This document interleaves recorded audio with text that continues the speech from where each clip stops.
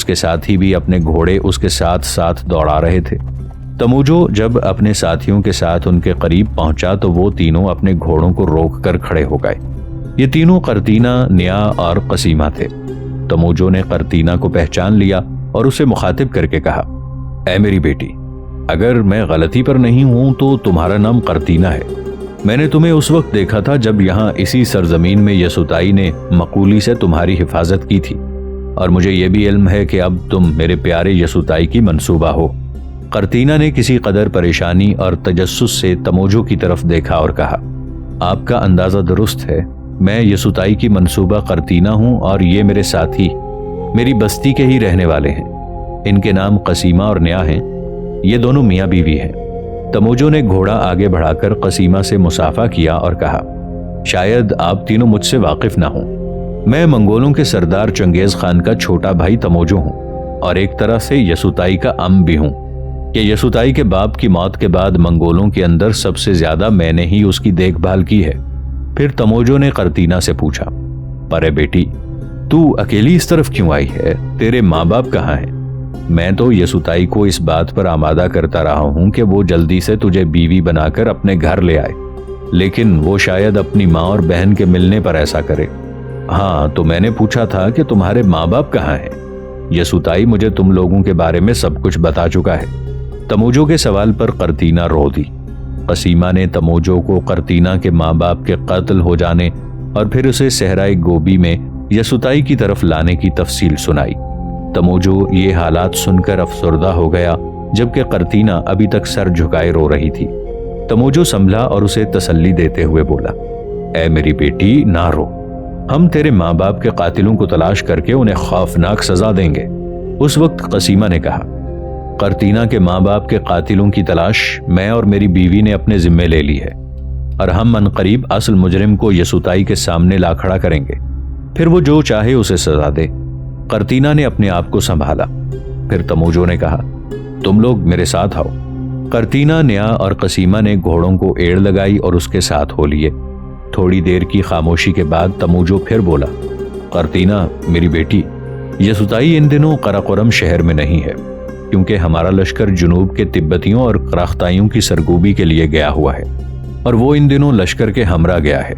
मुझे उम्मीद है बहुत जल्द हमारा लश्कर इस मुहिम को निपटा कर लौट आएगा।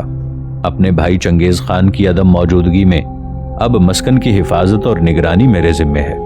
अब तुम यहीं रहोगी मेरी बेटी। बोलाई और एगोरी भी यहीं हैं, वो दोनों तुम्हें खुश रखेंगे। एगोरी को चंगेज खान अपने साथ ले जाता, मगर उन दिनों उसकी तबीयत नासाज थी, लिहाजा उसे यहीं छोड़ दिया गया। बहरहाल अब वो बिल्कुल ठीक है। कर्तीना गौर से तमूजो की बातें सुनती रही, यहां तक कि वो यसुताई के घर के सामने आकर रुक गए। तमूजो ने बुलंद आवाज में पुकार कर कहा, बोलाई, बोलाई, एगोरी, कहाँ हो तुम दोनों? बोलाई और एगोरी तकरीबन भागते हुए बाहर आए। कर्तीना को देखकर बोलाई तेजी से उसकी तरफ बढ़ा, प्यार से उसके सर पर हाथ फेरा और एगोरी से उसका तारुफ कराया। इतनी देर में कर्तीना, न्या और कसीमा तीनों अपने घोड़ों से उतर आए। एगोरी ने भी कर्तीना के सर पर दस्ते शफकत फेरा। इस मौके पर उदास और गम में डूबी हुई यासियत से भरपूर आवाज में कर्तीना ने बोलाई से कहा, ये मेरे साथ मेरी सहेली न्या और इसका शौहर कसीमा है। ये दोनों मुझे यहाँ छोड़ने आए हैं इसलिए कि मेरे माँ बाप मारे गए हैं। फिर उसने रो रो कर बोलाई और एगोरी को सारे वाकयात से आगाह किया।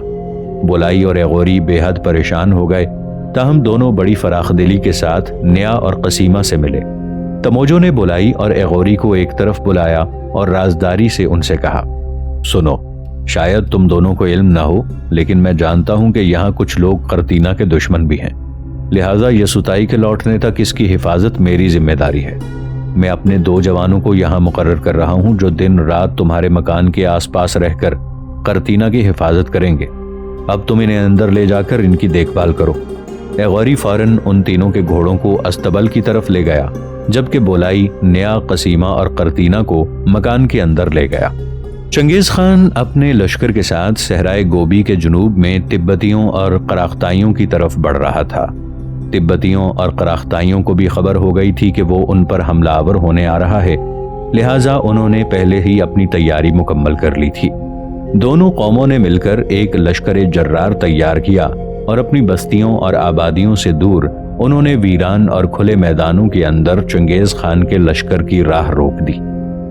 ناظرین، آگے بڑھنے سے پہلے کامنٹ سیکشن میں ہمیں اپنی آراء سے ضرور آگاہ کیجیے گا کہ آپ کو ہماری یہ سیریز کیسی لگ رہی ہے۔ میں ہوں طاہر عبید چودھری۔ آئندہ آنے والی اقساط سے باخبر رہنے کے لیے ہمارے چینل کو سبسکرائب کر لیں اور ساتھ موجود بیل آئیکن کو ضرور کلک کر لیں۔ شکریہ۔ ماضی میں چونکہ ان تبتیوں اور قرختائیوں کے خلاف کبھی کسی نے مناسب کارروائی نہیں کی تھی اور وہ اپنے اطراف میں اپنی خواہش اور مرضی کے مطابق لوٹ مار اور قتل و غارت کرتے رہے تھے، لہٰذا ان کے حوصلے بہت بلند تھے اور دونوں قومیں مل کر چنگیز خان کے سامنے ایسا لشکر لے آئی تھیں جن کی تعداد منگولوں سے کہیں زیادہ تھی۔ چنگیز خان نے جب دیکھا کہ تبتی اور قرختائی کھلے میدانوں اور ویرانوں کے اندر اس کی راہ روک کر کھڑے ہیں تو وہ محتاط ہو گیا۔ اس نے یہ بھی دیکھ لیا تھا کہ تبتی اور قرختائی کوچ کی حالت میں تھے اور وہاں انہوں نے اپنا پڑاؤ قائم نہیں کیا تھا، لہٰذا اس نے جان لیا تھا کہ وہ کسی بھی وقت اس پر حملہ آور ہو سکتے ہیں۔ اس بنا پر اس نے اپنے لشکر کی ترتیب اور تنظیم مکمل کر لی تھی۔ اپنے سارے لشکر کو اس نے فوراً 5 حصوں میں تقسیم کر لیا تھا۔ قلب اس نے اپنے پاس رکھا تھا، میسرہ پر صوبدائی کو اور میمنہ پر مقولی کو کماندار مقرر کیا۔ لشکر کا چوتھا اور 5واں حصہ کرایت ترکوں، تائجوتوں اور مکریتوں پر مشتمل تھا۔ ایک حصہ یسوتائی کی کمانداری میں اور دوسرا جبی نویان کی سپرداری میں دیا گیا۔ پھر اپنے سارے ارخونوں کے ساتھ مل کر چنگیز خان نے جلدی جلدی یہ فیصلہ کر لیا کہ سامنے کی طرف سے چنگیز خان صوبدائی اور مقولی دشمن سے ٹکرائیں گے، جبکہ دائیں اور بائیں سے یسوتائی اور جبی نویان دشمن پر ناقابل برداشت ضربیں لگا کر ان کی صفوں اور تنظیم کو درہم برہم کر دیں گے۔ چنگیز خان نے ابھی جنگ کا یہ لاہے عمل مکمل کیا ہی تھا کہ تبتیوں اور قرختائیوں نے وحشیانہ نعروں کے ساتھ ان پر حملہ کر دیا۔ چنگیز خان، صوبدائی اور مقولی نے اپنے اپنے قلب، میسرہ اور میمنہ کے ساتھ دشمن کے اس حملے کو روک دیا۔ پھر لشکر کے عقبی حصے سے یسوتائی اور جبی نویان نمودار ہوئے اور دشمن کے دائیں بائیں پہلو پر انہوں نے ضربیں لگانی شروع کر دیں۔ جنگ شروع ہوئی تو یوں لگتا تھا جیسے حقارت کے تند سناٹوں کے اندر تاریخ کی گھنگھور گٹائیں اور خوف و اندیشوں سے لبریز کوئی طوفان اجل داخل ہو گیا ہو۔ جوہر کی صلابت پر قطرہ خون کی تمازت ابھرنے لگی تھی۔ سامنے کی طرف سے چنگیز خان، صوبدائی اور مقولی نے تبتیوں اور قرختائیوں کے زوردار حملوں کو پوری سختی سے روک دیا تھا اور دشمن کو اپنی صفوں میں گھسنے نہیں دیا۔ دوسری طرف یسوتائی اور جبی نویان نے پہلوؤں پر حملہ آور ہو کر دشمن پر کوہساروں کی ہیبت کا نزول، سمندر کے جلال کا خوف اور آسمان کی رفتوں جیسا آہام طاری کر دیا تھا۔ وہ دونوں خون پیتے دنوں اور ہڈیاں چبا جانے والی رات کی طرح حملہ آور ہوئے اور دشمن کے منافقت کی پرچھائیوں جیسے ارادوں اور اس کی دوغلی ہواؤں جیسی خواہشوں کو انہوں نے کاٹ کر رکھ دیا تھا۔ تبتی اور قرختائی اس سہ طرفہ حملوں کے سامنے محسوس کر رہے تھے جیسے کسی نے ان کا بہاروں پر مشتمل لباس اتار کر انہیں صدیوں کے کال، زرد نسلوں کے بوجھ اور اندھے کنویں کی گونج کا شکار بنا دیا ہو۔ یسوتائی اور جبی نویان نیند کے سیال طوفان، نمود کے لیے بیکل تحریکوں، شکوک، آہام اور اٹھتی گرتی لہروں کے شور کی طرح حملہ آور ہو رہے تھے۔ بغاوت و سرکشی، لوٹ مار، قتل اور تباہ کاری و خونریزی کے عادی تبتی اور قرختائی اپنے لیے بدترین پسپائی اور ذلت آمیز شکست کا خطرہ محسوس کرنے لگے تھے، کیونکہ ان کی صفیں درہم برہم ہو رہی تھیں اور لمحہ بلمحہ ایک ہولناک بدنظمی اور بددلی ان میں پھیلتی جا رہی تھی۔ ان کے کمانداروں نے جب اپنے لشکر کی یہ حالت دیکھی تو انہوں نے شکست و ذلت سے بچنے کے لیے ایک منظم پسپائی شروع کر دی۔ اس منظم پسپائی کو وہ ایک جنگی چال کے طور پر استعمال کر کے اپنے لشکر کو قتل و غارت سے بچا لینا چاہتے تھے، لہٰذا وہ اپنے پورے جوش و جذبے کے ساتھ لڑتے ہوئے پیچھے ہٹ رہے تھے۔ چنگیز خان اور اس کے ارخونوں نے بھی اس پسپائی کو ایک جنگی چال ہی سمجھا، لہٰذا تھوڑا آگے جا کر چنگیز خان نے اپنے لشکر کو رک جانے کا حکم دیا، جبکہ دشمن کا لشکر اپنے سالاروں کے حکم پر वैसी ही तंजीम के साथ पसपा हो रहा था। तिब्बती और कराख्ताई वहां तक हटते चले गए जहां उनकी जरूरियात की अशिया का जखीरा था। वहां पहुंचकर उन्होंने पड़ाव कर लिया। फिर पड़ाव के सामने गड्ढे खोदकर उनके अंदर उन्होंने अपने बेहतरीन तीरंदाज बिठा दिए। चंगेज खान और उसके अरखून दुश्मन की तरफ हैरत से देख रहे थे।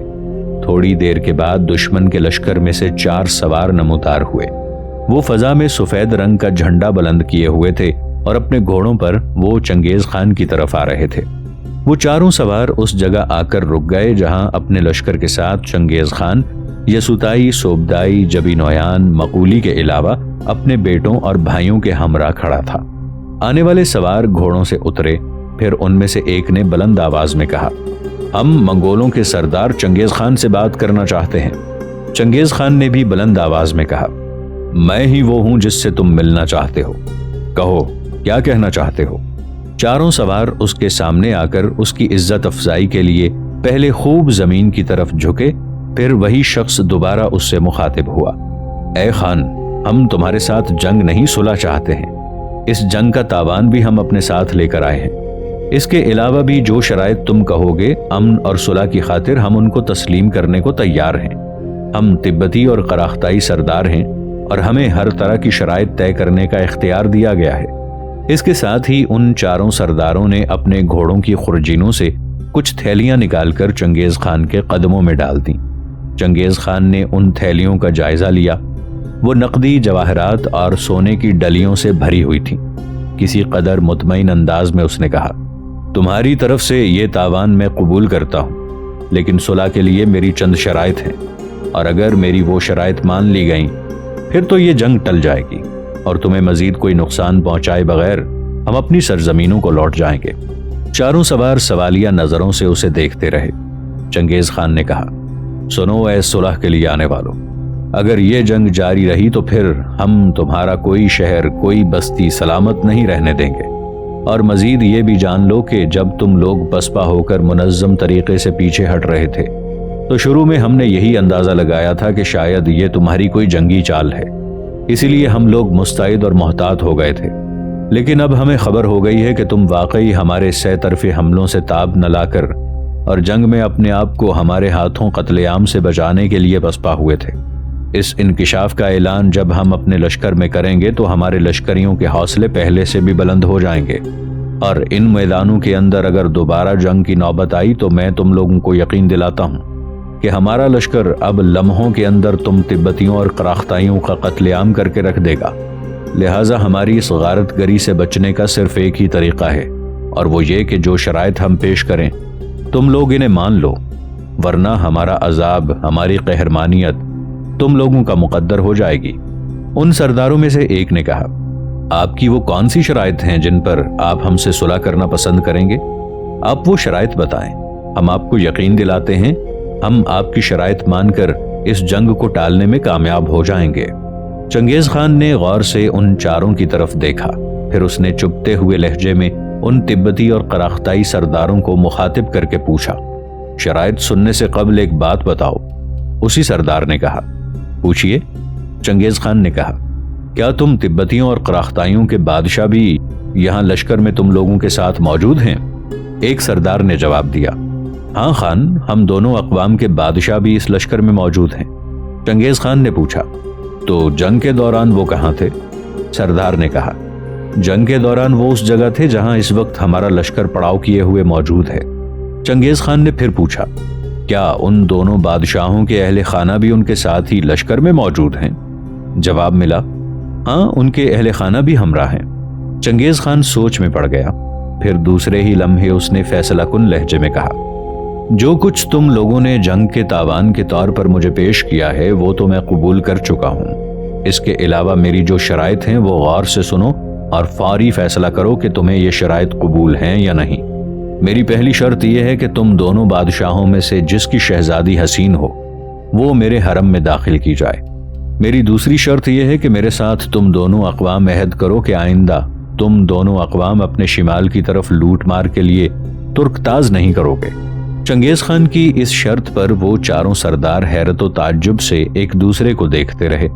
اس دوران چنگیز خان نے ان پر آخری ضرب لگاتے ہوئے کہا، اگر تم لوگ اپنے شاہی خاندان کی کسی لڑکی کو میرے حرم میں داخل کرنے پر رضامند نہیں ہو تو پھر واپس چلے جاؤ تاکہ ہم جنگ کی ابتدا کریں، اور سن رکھو یہ جنگ اس وقت تک جاری رہے گی جب تک تمہاری بستیاں آتش و آہن اور تمہارے لوگ خونریزی کا شکار نہ ہو جائیں۔ ان چاروں سرداروں نے باہم مشورہ کیا، پھر ان میں سے ایک نے کہا، اے خان، ہمیں آپ کی یہ شرط بھی منظور ہے، اب ہم جاتے ہیں اور آپ کی اس شرط کو پورا کرنے کی تیاری کرتے ہیں۔ وہ سردار واپس چلے گئے۔ تھوڑی دیر بعد دونوں عساکر میں صلح ہو گئی۔ شاہی خاندان کی ایک لڑکی چنگیز خان کے حرم میں داخل کر دی گئی اور چنگیز خان اپنے لشکر کو لے کر واپس چلا گیا۔ چاند تاروں کی روشنی کے میناروں اور شفق کے رنگوں کی قوسوں کے اندر شام رات میں ڈھل گئی تھی۔ دھرتی کی آنکھیں اونگنے لگی تھیں۔ دھند اپنے آپ کو آنسوؤں میں بھگو رہی تھی۔ رس برساتے بادلوں کی طرح رات کا بھیگا پن ندی نالوں ساگر و بحر کا منہ چومنے لگا تھا۔ چنچل اور بے چین پرندے، بے کل لہریں، کروٹ لیتا ہر لمحہ یوں چپ اور خاموش تھا جیسے وہ آکاش اور دھرتی میں کسی انوکھے اور نئے راز کے بے کل ہو جانے کے منتظر ہوں۔ برساتی برکھا اور پتھریلے کوہسار چاندنی اور ہوا کی لذت آمیز سسکیوں میں کھو سے گئے تھے۔ یسوتائی کے مکان کے باہر تموجو نے قرطینہ کی حفاظت کے لیے جو 2 سپاہی مقرر کیے تھے وہ ایک چھپر تلے آگ کا الاؤ روشن کیے بیٹھے تھے اور ایغوری ان کے پاس بیٹھا آگ پر اپنے ہاتھ پھیلائے اپنے آپ کو گرم رکھنے کی کوشش کر رہا تھا۔ رات کے اس گہرے سکوت میں ایک محافظ نے اپنے دونوں ہاتھ آگ پر گرم کرنے کے بعد چہرے پر پھیرتے ہوئے ایغوری سے پوچھا، اے ایغوری، آج بولائی تمہارے ساتھ باہر آ کر نہیں بیٹھا، کیا وجہ ہے؟ ایغوری نے مسکراتے ہوئے کہا، وہ آج تھکا تھکا سا تھا، کہہ رہا تھا میری طبیعت ٹھیک نہیں ہے، لہٰذا آج وہ سویرے ہی سو گیا ہے۔ پہرے دار نے کہا، اے ایغوری، آج جی چاہتا ہے کہ تم سے کچھ سنیں۔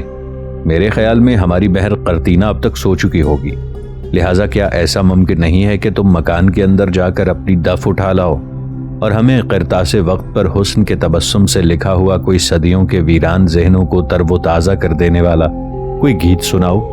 اس طرح اس رات کی ان سنسانیوں کے اندر ہمارا وقت بھی اچھا گزر جائے گا اور ہم بھی تمہارے گانے سے لطف اندوز ہو پائیں گے۔ ایغوری نے کہا، میں انکار نہیں کروں گا۔ پھر وہ اٹھ کھڑا ہوا اور دف لانے کے لیے وہ مکان کے اندر چلا گیا۔ جو ہی ایغوری اندر داخل ہوا دنگ رہ گیا۔ اس نے دیکھا مکان کے عقبی حصے میں کسی نے گارے کی بنی ہوئی دیوار کے اندر نقب لگا کر اس قدر راستہ بنایا ہوا تھا جس کے اندر سے ایک آدمی جھک کر آسانی کے ساتھ گزر جائے۔ ایغوری فکر مند سا ہو گیا۔ اس نے سمجھا شاید کسی نے نقب لگا کر گھر میں چوری کی واردات کی ہے۔ وہ بھاگ بھاگ کر سارے کمروں میں ادھر ادھر دیکھنے لگا، لیکن وہ حیران ہوا، گھر کی ہر شے اپنی جگہ پر موجود تھی۔ پھر وہ بھاگ کر اس کمرے میں آیا جس میں نقب لگی تھی اور جس کے اندر بولائی سویا ہوا تھا۔ بولائی، بولائی میرے عزیز، اٹھو، اٹھو بولائی۔ لیکن بولائی اس کی آوازوں کے جواب میں کچھ نہ بولا۔ ناچار وہ آگے بڑھا اور بولائی کے اوپر سے لحاف اٹھا کر اسے اس نے پھر آواز دی، بولائی، بولائی جاگو، تم ایسی غفلت کی نیند تو کبھی نہیں سوئے تھے۔ بولائی، بولائی جاگو میرے بھائی، دیکھو تو مکان کے اندر کسی نے نقب لگا رکھی ہے۔ اتنے میں باہر آگ کے الاؤ کے پاس بیٹھے دونوں محافظ بھاگتے ہوئے اندر آئے اور بدحواسی کے عالم میں انہوں نے پوچھا، اے ایغوری، خیریت تو ہے؟ تم یوں گھبرائی ہوئی آواز میں بولائی کو کیوں پکار رہے تھے؟ مکان کے اندر جلتی ہوئی ننھی سی مشعل کی روشنی میں دیوار کی طرف اشارہ کر کے ایغوری نے کہا، میرے عزیزو ادھر دیکھو، کوئی نقب لگا کر مکان میں داخل ہوا ہے۔ گو ہم باہر بیٹھے جاگ رہے تھے، لیکن یہ خبر نہیں ہونے پائی کہ کب کسی نے نقب لگائی۔ میں سارے مکان میں گھوم پھر کر دیکھ چکا ہوں، کوئی چیز چوری نہیں ہوئی۔ دونوں محافظ کچھ پریشان ہو گئے۔ پھر ان میں سے ایک بھاگ کر بولائی کی طرف آیا اور اسے جھنجھوڑنے لگا، لیکن وہ نہ اٹھا۔ محافظ نے گھبرا کر اس کی ناک کے اوپر ہاتھ رکھا، پھر وہ چلا اٹھا، بوگدو کی قسم، بولائی زندہ نہیں ہے، کسی نے گلا گھونٹ کر اسے مار ڈالا ہے۔ یہ کیسا غضب ہوا، تموجو ہمیں زندہ نہیں چھوڑے گا۔ ایغوری پریشان ہو کر اس کمرے کی طرف گیا جس میں قرطینہ سوئی ہوئی تھی۔ اس نے لحاف اٹھا کر دیکھا، قرطینہ کو بھی کسی نے گلا گھونٹ کر مار دیا ہوا تھا۔ ایغوری بھاگتا ہوا ان محافظوں کے پاس آیا اور بدحواسی سے بولا، اے میرے عزیزو، ظلم ہو گیا، भुलाई के साथ साथ किसी ने कर्तीना का भी गला घोंट कर मार डाला है। मैं उसे देख कर आ रहा हूं, वो अपने बिस्तर में मुर्दा पड़ी है।